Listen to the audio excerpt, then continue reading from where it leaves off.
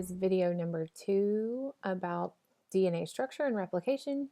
We've already discussed structure, so this video will focus on DNA replication. So let's begin by talking about the 3 most important questions you should ask yourself before learning something new. What is it? Why are you learning it, or why is it done? And how is it done? So with DNA replication, we have those 3 questions. What is DNA replication? Well, it is the process of copying all of the DNA within a cell in order to have an extra copy so that we can go ahead and do cell division. This usually occurs during the S phase of the cell cycle. So that answers the first and second question. The third question, how does it happen? That one takes a little bit longer to explain. So we're going to start off with a list of vocabulary terms here. You should probably have these written down in your notebook. Semi-conservative, you should already know. You've defined it in class. You know that it means that we are going to keep part of the molecule and make a new part. So I'll go into detail about how that happens. You should know 5 to 3 already. You should know what the 5' end and the 3' end of a DNA molecule are. But you may not quite understand what I mean by traveling in the 5' to 3' direction. Okazaki fragment, helicase, primase, DNA polymerase 3 and 1, ligase, topoisomerase, and then single-strand binding proteins. And these are all sort of components of the DNA replication process. So to begin with, let's make sure we understand what are the base pairing rules. In DNA, we know that A binds to T, always together, and G binds to C, good combination. And if you wanted to be really detailed, you could put a triple bond between G and C and a double bond between A and T. And in order to do semi-conservative replication, what we will do is use these enzymes and cellular machinery and this process to basically retain 1/2 of the DNA molecule in each new DNA molecule. So what I mean by that is I will separate the 2 strands of DNA, and then I will make a copy of each individual nucleotide by using my base pairing rules.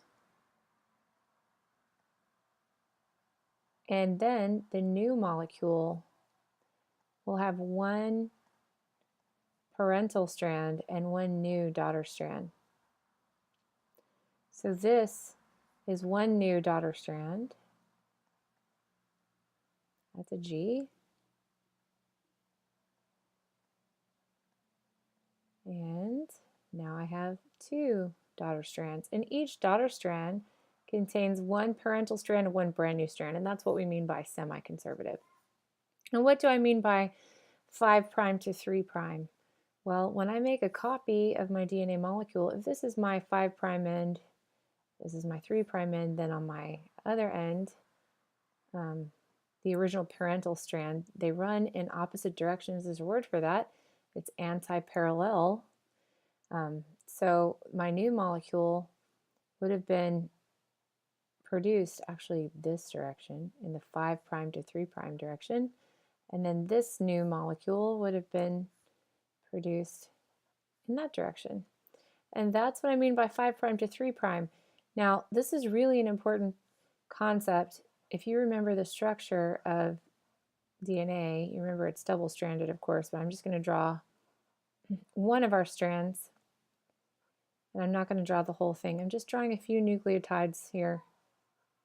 As you know, DNA is a polymer made of many repeating subunits. This is a really not great drawing, but this is my 5' end, and this is my 3' end. I've got a hydroxyl group here. I can add a new nucleotide.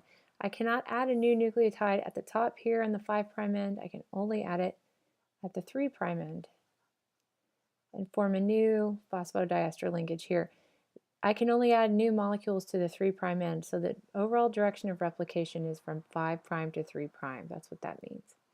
The rest of these, again, are components. So let's move forward now that we have a basic understanding of base pairing rules and what semi-conservative replication means. Let's talk about a really easy way to remember this whole thing. Here I've got my little diagram of my 2 nucleotides in a row, and of course I should draw many of them. It's meant to represent this sugar phosphate backbone here, and then these are the bases here. So these 2 rectangles would represent these bases. All right, these are my main actors. I have helicase, single-strand binding proteins, primase, DNA polymerase, and ligase. And there's one that I've left off, so we're going to add it now, and it won't look as nice as the others. I'm just going to kind of, as an aside, topoisomerase. Topoisomerase is an enzyme that is working alongside of these main actors. So we'll talk about what that does in just a minute. Right, first of all, DNA helicase is the enzyme that unzips the double helix. So it's going to temporarily break the hydrogen bonds between these base pairs. And when that happens, what will happen is a replication bubble will form.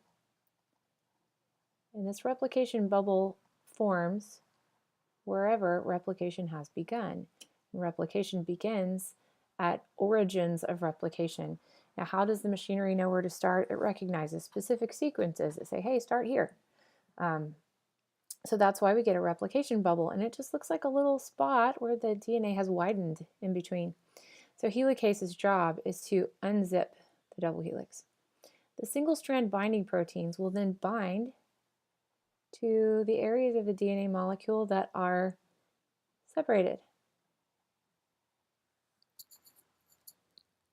So you would see them along the top here, maybe some on the bottom.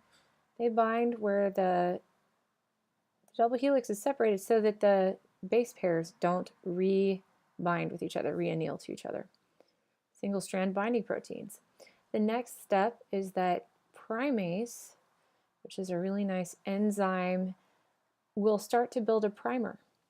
Now it's going to build a primer because these single strands are so small that our main enzyme here, DNA polymerase, can't bind to them, so we have to have a primer.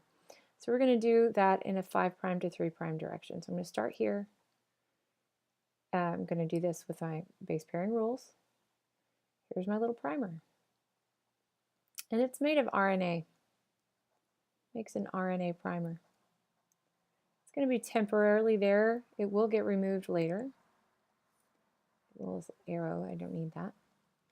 After the primer has formed, then DNA polymerase 3 will come in. And there are many different polymerases, and depending on if you're in a eukaryotic cell or prokaryotic cell, they might have different names. But for basic, high school, or early college level, we generally just talk about DNA polymerase 3. So DNA polymerase 3 is going to come along right where the primer left off and begin copying according to base pairing rules, and it's going to continue in the 5' to 3' direction. And as helicase continues to unzip this double helix, maybe helicase is right here, and it's continuing in this direction, this blue, light blue, extra or second strand of DNA will just continue to follow the helicase and copy that code. Now, last but not least, ligase will be responsible for gluing any fragments together. And I'm going to talk about that again in just a minute. The other thing that has to happen is that primer I told you about, that has to go away. So DNA polymerase 1 will come in and it will replace this RNA primer with actual DNA nucleotides. All right, but we still have this other side that's not finished. So again, primer, which we started here, didn't we? We started here and went that way, but we're going to start in the same general section right at our origin. We're going to go in the 5' to 3' direction. And if this molecule were completely drawn, we would just keep going, right? Whatever those bases are, doesn't matter. Hopefully you know base pairing rules by now. After the primer is formed with primase, then DNA polymerase 3 will come in, match up base pairs according to base pairing rules, and just continue. But as this whole entire strand unwinds, we're going to have another whole section here that hasn't been replicated. So imagine, here's that strand, and this is being unwound, and this one's already been copied. So I'm just drawing the same molecule, just down here. So here's the initial one that I made, right? I've already copied. I followed helicase all the way to the end. Here's the one that I made going the other direction, followed it all the way to the end, but I've got this whole section here that hasn't been replicated.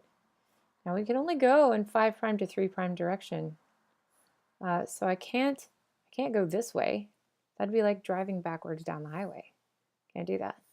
So what I have to do is back up, and as the thing unwinds, as the double helix unwinds, as helicase is traveling, there's a little bit more open now, okay? So I can make a little primer here, and then I can continue. Then I would go back with DNA polymerase 1, and I would replace my primer with actual DNA nucleotides, and of course I could have drawn, all of them.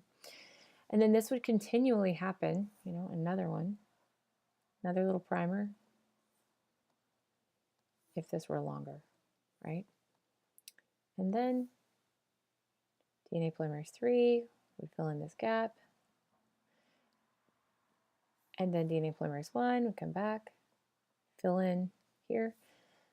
These are called Okazaki fragments, these sections that are produced in pieces. Okazaki fragments were discovered by Dr. Okazaki. There's actually a couple, the Okazaki couple, a husband and wife, did research together. You should look them up. That's an interesting story. Ligase, that very important enzyme, is going to come back at the end and bind these together, these fragments, so that we have a continuous piece. So what's ended up happening now is that we have one strand that was synthesized continuously.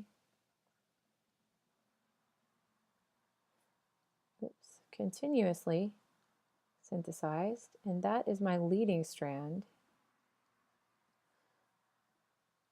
And I feel like I'm just making a big mess here, so hopefully you can read everything.